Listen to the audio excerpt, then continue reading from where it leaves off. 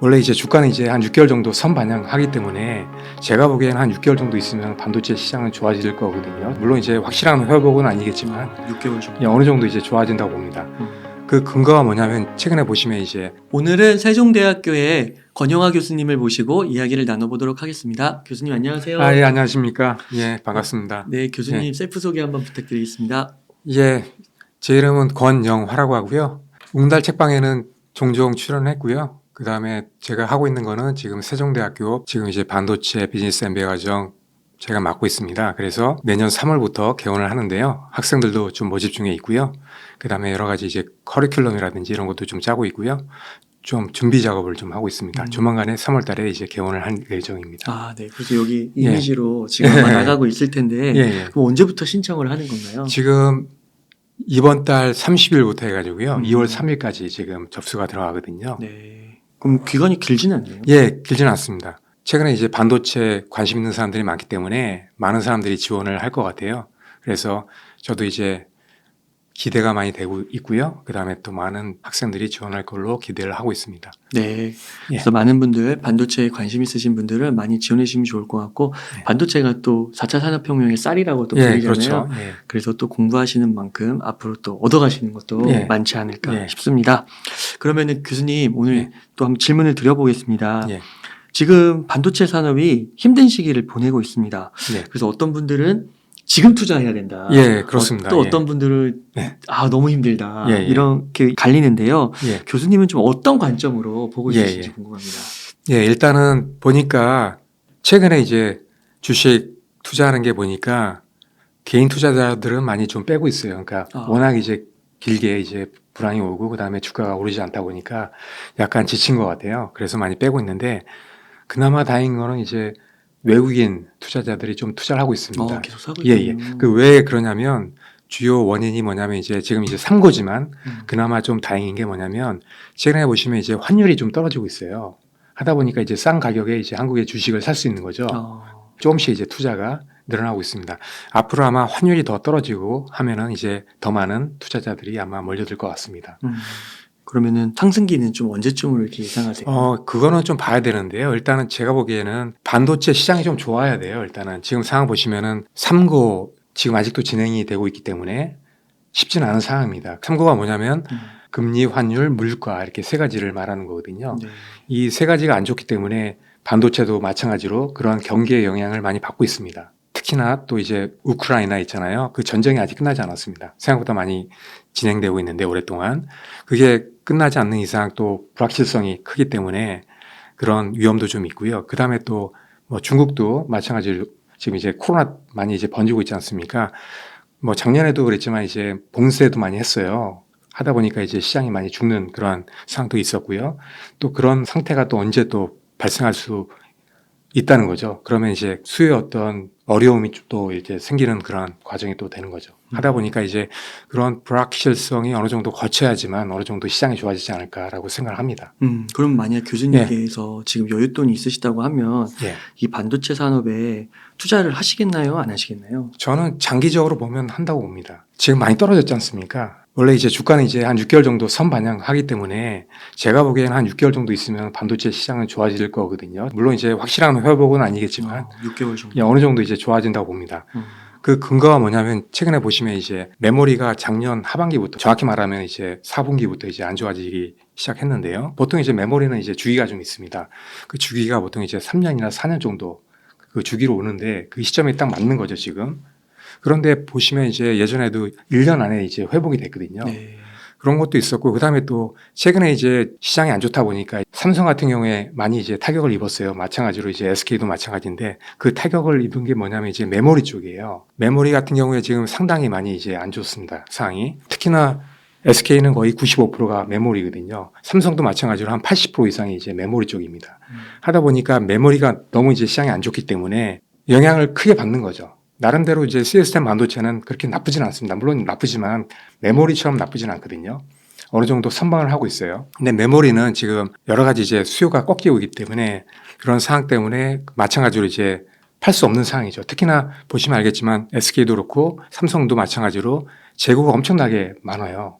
계속 이제 쌓아왔습니다. 계속 늘어나고 있어요. 그 재고 금액만 해도 보시면 55조 원이 넘습니다. 계속 늘어났습니다.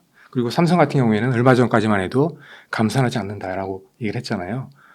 그런 방침이 약간 뭐 바뀔 가능성도 많이 있지만 하다 보니까 그런 재고를 떨궈내야 되는데 그걸 떨구기 위해서는 이제 엄청나게 싼 가격에 팔아야 된다는 거죠. 그리고 또 이제 고객들도 알고 있어요. 재고가 많기 때문에 비싸게 팔 수 없는 거예요. 고객들도 알기 때문에 그걸 엄청난 싼 가격에 이제 떨궈내는 그런 방식으로 이제 하다 보니까 뭐 가격 자체도 많이 떨어지지만 특히나 이제 마진도 많이 떨어집니다. 그래서 이제 삼성 같은 경우에는 엄청난 매출도 약간 떨어졌지만 더 크게 떨어진 건 이제 마진입니다. 그래서 그런 마진이 상당히 떨어지고 있다라고 이제 판단을 하는 거죠. 예. 그러면 6개월 정도 지나면 예. 좋아질 거라는 근거는? 맞습니다. 그 근거는 보면 알겠지만 제가 한번 자료 한번 보여드리면 그 인텔이 사파이어 레피즈 CPU를 출시했습니다. 이 CPU가 보통 보시면 폰 노이만 방식은 이제 그 메모리랑 CPU가 같이 쓰입니다. 거의 모든 전자제품이 그래요, 방식이. 그래서 CPU가 쓰이면 메모리가 반드시 따라 붙습니다. 그 인텔의 CPU가 보시면 딜레이가 됐어요. 원래는 뭐 1, 2년 전에 나왔어야 되는데 이게 계속 딜레이가 됐습니다. 근데 최근에 나온 거거든요. 네. 보시면 알겠지만 인텔 같은 경우에 이 CPU가 특히나 이게 서버 쪽에 들어가는 건데요. 이게 보통 서버 쪽에 90% 정도 인텔이 차지를 하고 있어요. 하다 보니까 엄청난 시장을 갖고 있죠.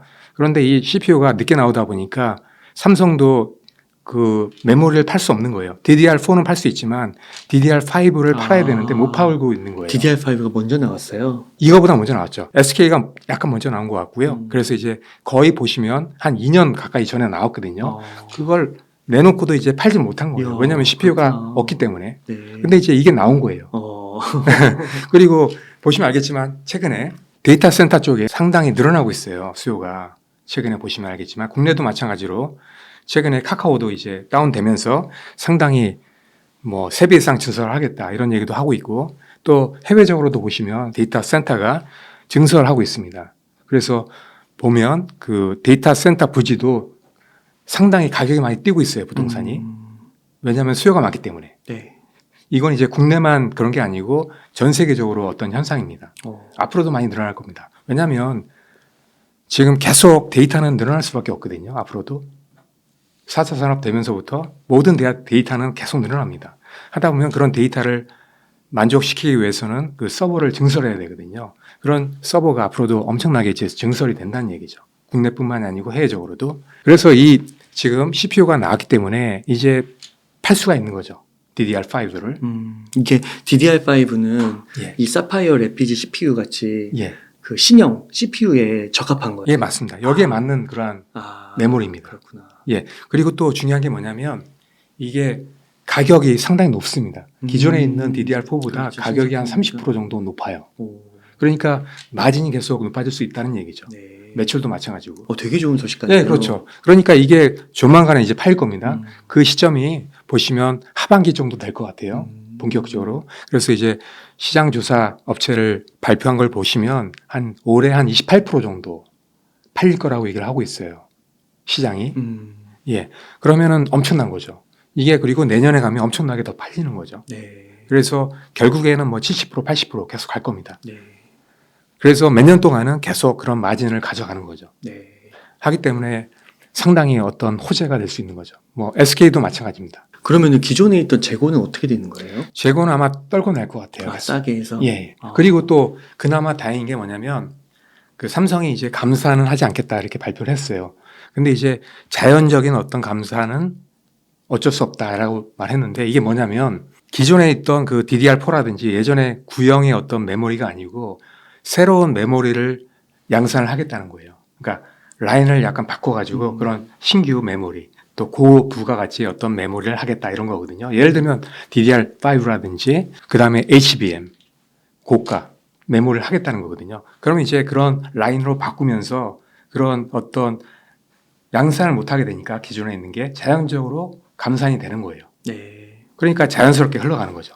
수량은 줄어들면서 그런 새로운 라인에서 새로운 제품들이 고가 제품들이 나오는 거죠. 그러면서 이제 수량이 줄어드는 거죠. 기존에 있는 제품들이. 네. 이런 식으로 자연스럽게 이제 이어간다는 거죠. 그러면은 그 삼성전자가 지금 주가가 그래도 바닥에선 좀 올라왔다고 하지만 올라갔죠. 상당히 오랜 기간 동안 지지부진하고 낮은 수준에 있는 거는 맞잖아요. 그렇죠. 그게 펀더멘털의 문제라고까지는 보지 않으시는 거예요? 그런 것 같지는 않아요. 아까 말씀드린 대로 삼성 같은 경우에는 메모리가 그래도 메인입니다. 네. 지금 80% 이상이거든요. 하다 보니까 메모리가 시장이 너무 안 좋기 때문에 아까 말씀드린 대로 재고가 많이 쌓이는 상태에서 계속 싸게 이제 제품을 팔다 보니까 막 그런 사항을 또 이제 고객들이 알고 있기 때문에 안 사는 거예요. 고객 입장에서는. 그렇게 재고가 많은데 뭐하러 사냐. 버티는 거죠. 하다 보니까 가격을 높게 받을 수가 없는 거예요. 계속 이제 싸게 이제 어쩔 수 없이 팔아야 되는 상황이 좋을 수가 없는 거죠. 이익이 상당히 줄 수밖에 없는 상황이거든요. 하다 보니까 그런 게 이제 주가에 반영이 되는 거죠. 그러면 삼성전자는 이런 위기를 극복하기 위한 방법은 뭐예요? 제가 보기에는 전장 쪽이 될 것 같아요. 얼마 전에 이제 발표를 했는데 이게 이제 1월 달에 나온 겁니다.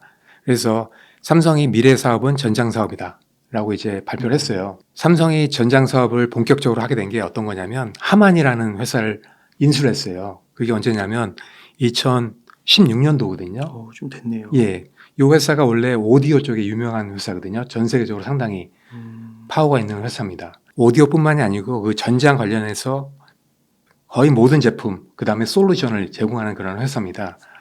이 회사랑 삼성이 하고 있는 그러한 시스템 반도체라든지 메모리라든지 이런 거 이제 엮어가지고 이제 고객들한테 이제 토탈 솔루션으로 제공을 하겠다는 거죠. 특히나 삼성 같은 경우에는 두 가지를 하고 있어요. 뭐냐면 메모리 쪽에서도 하고 있지만 시스템 반도체 쪽에서도 차량용 반도체 사업을 하고 있습니다. 이렇게 양쪽으로 할 수 있는 회사가 그렇게 많지 않거든요. 그리고 아시다시피 차량용 반도체 사업은 매년 10% 이상 마켓이 상당히 커지거든요, 매년. 그리고 얼마 있으면 이제 3단계가 양산이 됩니다. 모든 현대도 그렇고 이제 대부분의 이제 모빌리티 기업, 완성차 기업들이 3단계 자율주행 오디오 이제 진행을 하거든요. 그러면 반도체가 한 3,000개 정도 이상 쓰입니다. 그러면은 지금 전기 자동차에는 1,000개 정도 이상 쓰이지만 지금 대부분의 그런 차량들이 보시면 1단계 아니면 2단계입니다. 내연 기관의 어떤 자동차거든요. 그런 자동차에는 불과 300개 정도밖에 안 쓰입니다. 그러니까 자율주행차로 바뀌면 3단계부터 이제 자율주행차라고 얘기를 하는데 10배가 늘어나는 거예요. 그러면 엄청난 시장이 있는 거죠. 그리고 이게 이제 5단계까지 가면 몇만 개가 될 수도 있거든요. 반도체가 한 차량당. 그리고 더 중요한 게 있습니다. 뭐냐면 이게 이제 모빌리티로 갑니다. 그러면은 자동차보다 3배 이상 더 시장이 커지는 거예요. 모빌리티는 종류가 되게 많습니다. 자율주행차뿐만이 아니고 하다못해 드론, 그 다음에 로봇 이런 것들도 다 모빌리티거든요. 움직이는 모든 것들은 다 모빌리티가 됩니다. 특히나 이제 IT가 접목이 되는 그러한 물체들은 모든 게 다 모빌리티가 되기 때문에 그런 모빌리티에 다 이제 반도체가 다 들어간다는 얘기죠. 그러면 엄청난 시장이 앞으로도 이제 열린다는 얘기입니다. 하다 보니까 이런 시장을 안 할 수가 없는 거죠, 삼성이. 예전에는 삼성의 특징이 뭐냐면 이 자동차 시장에 최근에 진입을 한 게 왜냐하면 그 자동차 시장이 삼성의 어떤 규모에 맞는 어떤 시장이 안 됐어요. 그전에는. 그런데 이제 딱 보니까 그만한 시장에 진입할 수 있는 어떤 시장이 된 거죠. 그 삼성이 그런 특징이 있어요. 시장이 어느 정도 커져야만 시장에 들어갑니다. 그래서 그 시점이 이제 온 거예요. 전장 산업에서요? 그래서 이제 본격적으로 이런 사업을 삼성이 아마 키울 겁니다. 네. 그러니까요. 이게 굉장히 중요한 것 같아요.